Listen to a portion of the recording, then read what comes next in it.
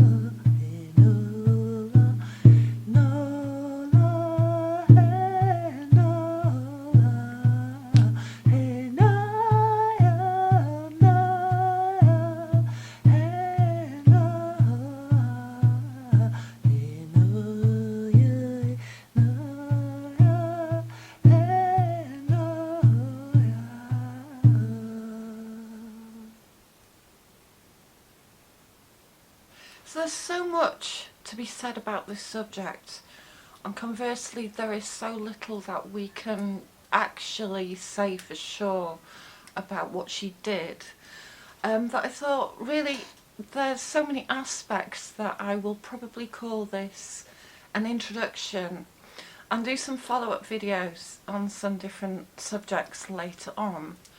But to begin with, let's discuss what is a Seidr worker or a Seidkona.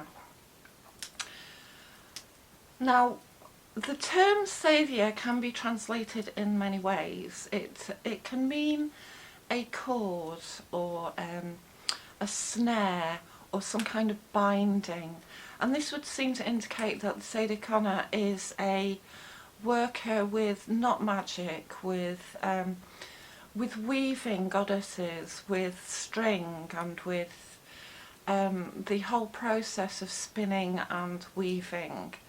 There's another translation which is that it means seething, and Shakespeare referred to this when he talked about the weird sisters and their hubbling and their bubbling, and this may actually refer to the trance state that they would obtain to give predictions or to work magic. And also there was another translation that it may mean seat, which is the high seat that the worker would sit on, which gave her an elevated position from which to make predictions and give answers. And this comes from the Latin, which is sedere, or the Old English, which is sitan. So it may actually refer to the seat that she sat on as well. Now, I call it Seidr, and to me, in my mind, this means a soothsayer. It's related to soothe, which I'm not quite sure what the actual literal translation of what a soothsayer is, but it would seem to be related. She's also called the Voluspa, the Seidkona, or in Scottish folklore she is called the Spey Wife, which I will come on to at a later time. She would go around from house to house where she would be an honoured guest and she would be treated with respect, and she would hold seances and give answers for querents, give predictions, and there was also some connotation that she could not only predict the future but she could shape the future, and for this reason she was also called a Norn, to do with her relation to the Norns. And strangely enough, the language of Orkney is also called Norn, and they are said to have a lot of Finnish wizards in Orkney. And the Spey Wife was a reputed healer well into the 17th century there, who got their knowledge from the Viking sailors and the Nordic settlers. They are also often referred to as the I can't say this, Fjölkaninga, which are the cunning folk. And this is a tradition that survived in Britain quite late on as well. Or the Fjölkaninga, which is a full spaewife, a wise woman.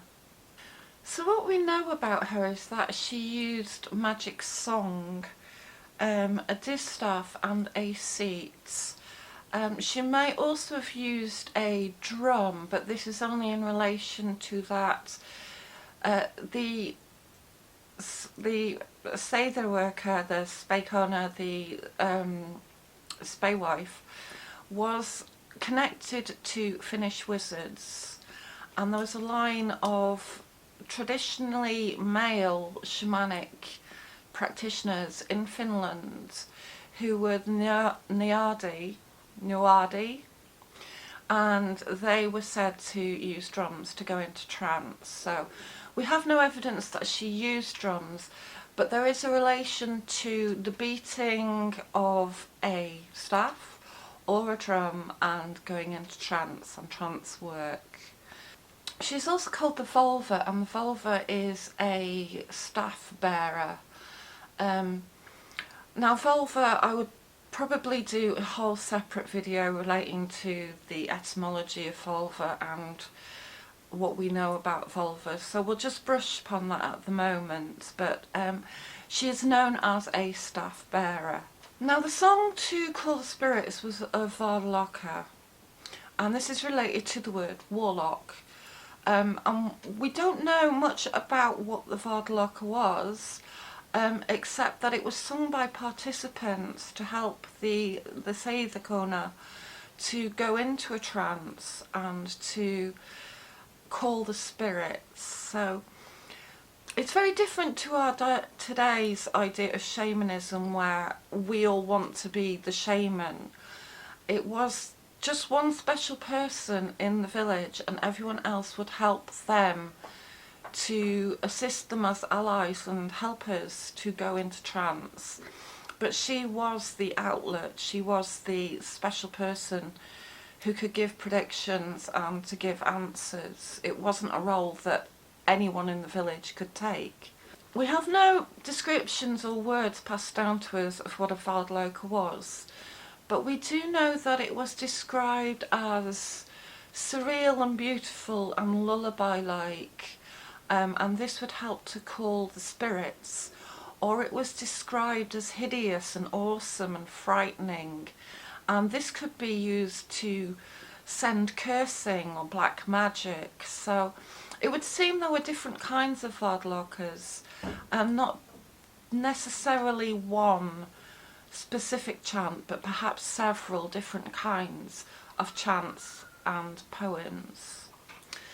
Another thing is that she was said to chant or sing her answers to questions, and not only while she was giving answers, with her song she was actually able to shape the future, so that in some way her charm could actually change the future as well. Now she works from the high seater, which was a high seat, or from the Seidr, which was a platform, and she took this elevated position in her trance, and this is very reminiscent of Siberian shamans. And in the Altai region, the shamans would ascend a birch pole up 9 steps and shamanize from the topmost platform standing on a pole. And it was quite possible to lose your footing as well and fall from this pole. And this was given as a description of how somebody unseated a malicious Seidr worker and actually made them fall from their high seat and killed them. So it would seem that there is some connection to this very tall pole and to the shaman, the shamanka or the Seidr worker ascending the heights. Also she carries a staff which would connect her to the weaving goddesses. And it's also a reminder of a wand, or the witch's broom, which the witch would ride. And another word for this was the gandir, and it would mean a spirit ally, or actual magic itself.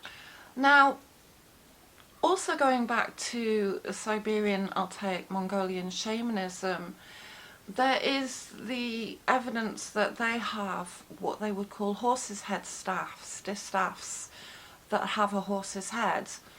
And these were beaten, they were covered in bells, and they were beaten to send the practitioner into trance.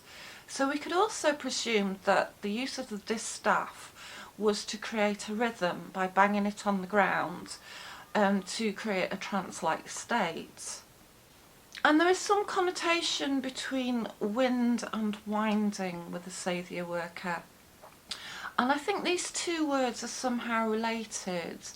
The Seidr worker would send out their spirit on a thread, and this would go and seek out hidden information. But also they were able to send it on the breath, and they were also said to be able to control winds. Specifically through knot magic and through binding and through cords. So this idea of winds and winding and magic are very much connected. We can also surmise that there is some connotation with sexuality and Seidr work, and this is to do with the concept of ergi. Now, ergi means perverse, lecherous, overly sexual, unmanly, effeminate. It's got a connotation of cowardliness and weakness, and it was a great insult to a Viking male to be called ergi. Now, Loki calls Odin ergi for learning the art of Seidr from Freyja. And it would seem that there were male practitioners of Seidr, and they had learnt the skills from perhaps women, but it was not considered very refined, not very noble to be a male practitioner. Although there were many Seidr Madrs, as well as Seidkonas, but mainly it was seen as a female role, and to work magic with Seidr would mean that you were somehow effeminate, weak or cowardly, which men of the Viking Age did not want to be. So archaeologist Neil Price gives a well-rounded description of a Seidr worker, which is worth quoting. There are Seidr rituals for divination and clairvoyance, for seeking out the hidden, both in the secrets of the mind and in physical locations, for healing the sick, for bringing good luck, controlling the weather, for calling game, animals and fish. Also for the opposite, to curse an individual or enterprise, to blight the land and make it barren, and to induce illness, to tell false futures and thus to set their recipients on a road to disaster, to injure, maim and kill in domestic disputes and especially in battles. So the idea was that the Seidr worker could work beneficially or could curse and blight. Now, the Seidr worker is also called the Velospa, or the Seidkona, or the Spey Wife. Now in Orkney, the Spey Wife has a good reputation and is a very well respected healer and magical worker. And it is thought there that she is the opposite of a witch. In fact, what she does is heal and turn away curses and works white magic, whereas a witch is somebody who is described as working black or negative magic. So it would seem that the respected figure of the Spey Wife was a worker for beneficial ends, and could turn away the curses of a witch. So there's a slight distinction there between the two. So she's also known as a Seidkona, or as a I can't say this, Hamilhapa, which is a Hamingja which describes her ability to shapeshift and to be a shape changer. Now Tacitus tells of the witch Velida, who predicted the fall of the Romans by the Germanic tribes, and either predicted or charmed the success of their overthrow of the Roman invasion and occupation in their country. So he says of them, they believe that there resides in women an element of holiness and a gift of prophecy, so that they do not scorn to ask them their advice or to lightly disregard their replies. So there was very much a more respected attitude towards female spirit workers, shamans as we would call them, and prophetesses in pre-Roman,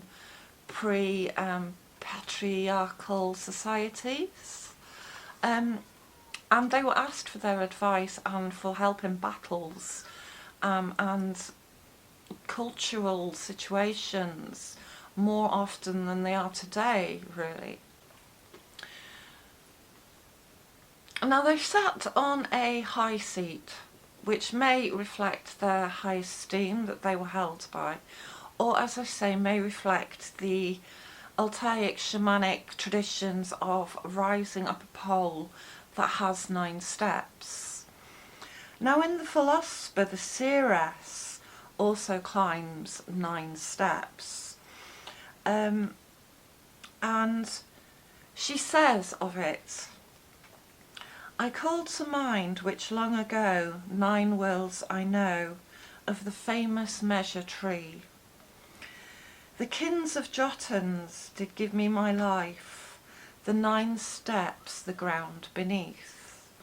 So it's this idea of rising through 9 levels or 9 worlds to give her predictions, to give her answers, and to shape, change and shift and charm the outcome of fate.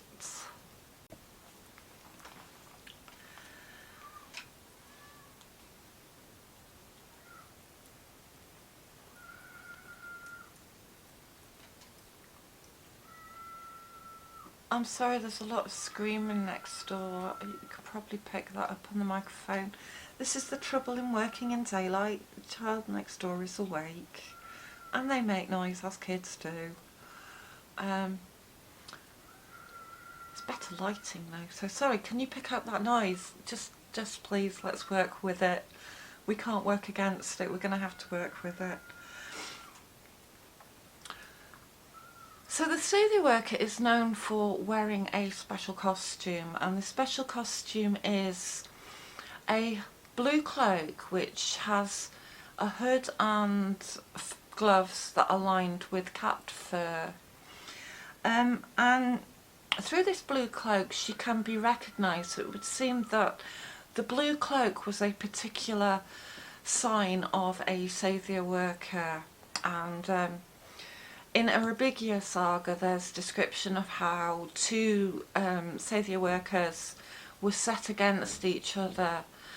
There was one who could recognise the other by the sign of her blue cloak. Now in Norse society, blue is the colour of death and would indicate that she was a worker in the world of hell, in the world of the dead, in the world of the unseen and the lower world of spirits. And so blue was particularly sacred in that aspect of a worker who worked with the other world and with the goddess of hell. and with the Norns who sat at the base of the world tree. It's also told in Eric the Red saga how she sat on a pillow of hen's feathers, which may indicate some kind of association with feathers and flight. And also that she ate the heart of one of every animal on a farm when she was asked to give answers about the whole situation at the farm. And then she had to sleep a night on the farm so that she could connect to the farm and to the spirit of the land there before she gave any predictions about the situation around her. And the staff that she carried was particularly significant too. And this may have been beaten on the ground like a drum. And of this, Loki accuses Odin, "You beat on a vet as Volors do," which also has some kind of sexual connotation, as he's calling Odin quite ergy at that time. But there would seem to be beating a rhythm and also a sexual connotation of working up into ecstasy with this motion. So it's often cited that the Seidr workers are among the Finnish wizards. And here we're talking about the Sami, the Sapmi of Lapland. And they were reputed to have a lot of magical powers and to be great magical workers. They were also reputed to be able to shapeshift and shape change, and they would turn into whales and seals and sea mammals, and they could work their magic by shape-shifting into these animals. And we can see this in the Orkney tales and in Scottish tales relating to selkies, which may actually have some leftover remnant of this folklore of these Finnish wizards. The cloak that was blue could also be used to cover the face, cover the heads, and to exclude all light and allow the practitioner to go into darkness and to go into trance and to define the future from there. And it was said that while the practitioner was in a solitary place on their own, with a hood covering their head, you should not in any way disturb them, or you could wake them while their spirit was out of their body, which was very, very dangerous. This was often a technique that was actually performed by male practitioners in relation to male Seidr workers. And it could be a hood or it could be an animal skin. And this was also often performed on burial mounds, in the practice of utsita, which was going out all night, covering yourself in a skin or a cloak, and meeting the spirits of the dead or waking the spirits from the mound. Now, it could be a dangerous pastime. It could cause spirit attack from the ghost of the mound, from the spirit in the mound. It could even drive you mad. But this is more related to the male practitioners of Seidr and their techniques of seeking answers, whereas a female, it would seem, would sit on a high seat or a high platform. It was said that as the Voluspa went into trance, she would give a very large yawn, and this yawn was the Hemingja leaving the body, and then the Hemingja would leave the body on the breath, go out, seek answers, and then return on the breath with a very large yawn as well. So there's some relation to spirit, breath and wind, and correct me if I'm wrong, but I think the Latin for spiritus spiritu means breath. So the male practitioner or Seidr, the one who would sit on a burial mound under a hood or under a animal skin, was a skald or a thula. And these were more male practitioners and more masculine rites and rituals.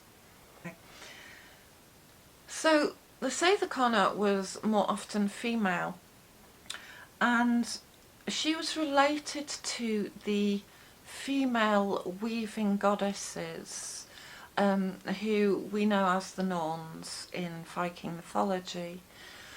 So to be a male practitioner was frowned upon, but it was something that did happen, and a male practitioner was more likely to be called a Seidr Madr.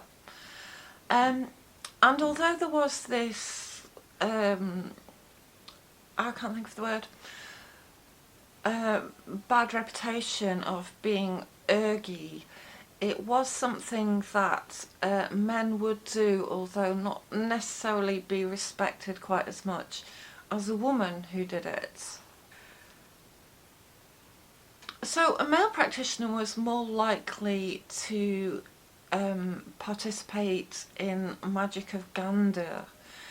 And Gandr is a kind of warlock. It's also a rhyme or a charm. So they were more associated with the magic of charming and creating poetry, creating magic through words. And this is where we get the wizardly art of Gandalf, who is the Gandr elf. And he is actually referred to in one of the sagas, I don't remember which one, as a character. I think it's the Völuspá, and there is a list of practitioners, of which, of course, Tolkien took the character of Gandalf. So many neo-pagans are reinventing these arts of Seidr, of which we know a bit and we know very little. Some practitioners believe in the seething aspect and go into trance through motion and through working with the body, physical. And you can find this in the book by Jan Vries called Sideways, which is going into trance through physical seething, whirring, and through motion. Other practitioners concentrate on the aspect of the Vardloka, which is where spirit helpers, actual physical helpers, would sit around the Seidr worker and sing her into trance. So they would create the charms, the rhythms, the sounds that would take her into trance. And still others techniques may be discovered. We now introduce the more modern technique of drumming, which actually may have some basis, as it all comes from the Sami Finnish magic, and the drum is known in the Sami culture. But yeah, we are reinventing and we are re-exploring these techniques from many angles. We don't know much about the Vardlokers. They may have some relation to the yoiks of the Sami, or the kulning of the Swedish, which is the singing of a spirit song that sounds very much like the Native American spirit power songs as well. The actual art of making sounds like animals or just meaningless sounds that are somehow the spirit sound of a situation, maybe a piece of land or an animal like a reindeer.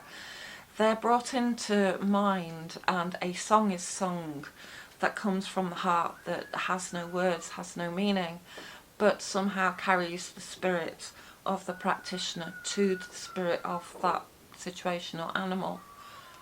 I'm sorry about the screaming. We also know that the Vardloka was learnt by one woman from her mother, and so it would seem likely that the chants actually did at one time have words to summon the spirits and to wake the dead and to ask them to draw near. However, we haven't got any recorded evidence of what these Vardlakas actually said, and so we're really groping in the dark when it comes to how the spirits were actually summoned by the Seidr worker. Although we may actually be able to follow a heritage that comes down through spaewives and through cunning men and women in Britain, much diluted as it may be, we could actually look to these practitioners and learn a little bit more about how Seidr workers worked and what traditions they passed on. So we can only really invent this technique for ourselves, although there seems to be a rising interest in Seidr and Seidr workers and the whole Nordic traditional spirituality. And it possibly could be that in the Seidr worker we see the powerful feminine element, the respect of the female as the prophetess, as the seer and as the shamanka. The word shamanka is highly dubious, but I'll use it because we know what we mean. And it became later usurped by patriarchy and by male practitioners. But in the Seidr worker we see the sign of a female figure who was truly respected for her advice, for her wisdom, and in civil and matters of war as well was sought to help and give answers. So it was very much a role of high social status and great respect, which is not to say that men can't practice Seidr as well, but that somehow that feminine intuition is being sought above masculine control and drive. Somehow the receptivity of the Seidr worker is very impelling and is appealing to us at this time. So anyway, that's my introduction to Seidr. There are many more aspects I would like to cover at some point. If you have any questions about that or anything you'd like to discuss further or like me to make a video about, then please let me know. Thank you to everyone who subscribed. Thank you for watching my videos, for still being here if you are. Thanks again for all the subscriptions, for the likes, the comments, and yeah, I hope to speak to you all again soon. Thanks, bye.